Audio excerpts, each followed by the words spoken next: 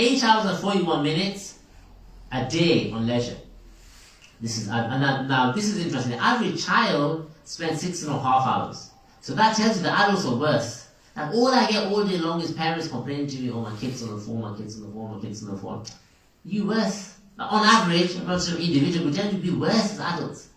That's a big problem, isn't it? It's easy to blame the kids, you're worse. You're worse. Like the kids 6.5, you've got 8 hours for you, so you're actually doing over 2 hours more than your own kid, and then you complain that your kid's on the phone too much. Or on the screen or whatever. We check our phone every 12 minutes. SubhanAllah. So what does that mean? Let's just say you're awake, and you're thinking 12 minutes is that? I check mine every 3 minutes. That's 12 minutes. So how much? That's that 5 minutes an hour. What's 16 times 5? 80. So that's 80 times a day. Someone asked me, let's ask the sisters, how many times a day do you think it would be help? Now, first of all, how many times a day do you think you can check your phone and still stay sane, not go crazy? What do you think? On the sister side, how many times a day do you can check your phone without it really affecting your mind, such that you literally, it affects your mind and you literally become a different person? What do you think? How many? This marhaba. Have a guess? 10 is not bad. It's actually about 4 or 5.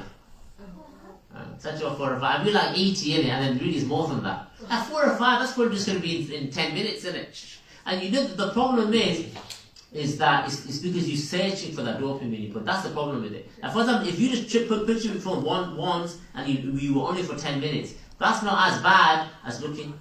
You know that process of going back and forth with your phone, that's what does the damage. Because I was doing the session with some teenagers, and one of the teenagers was like, well, it's trying to be clever, because I use my phone for homework, so I need my phone. I was like, you don't need it, but I use my phone for homework. Okay. If you're using it for tasks like that, it's not as bad. Yeah, the problem happens when you search. So for example, I go on my WhatsApp, for example, because I've got messages, so I check them and I respond to people's queries. Nothing wrong with that. But then and then after that, then I start scrolling what the messages I've got. Well, what are they saying on the groups? That's where the damage is done. Or if I go to YouTube, for example, to watch a lecture by the Islamic scholar, that's fine. But then once I watch that lecture, what am I doing next? Then I'm scrolling to see what else is. That process there, that's when you're now searching for dopamine, you're searching for that. That's what messes you up. That's what does the damage. You have to understand these things. That's the real danger. So if you're talking about how do I cut back, at least don't allow that to happen.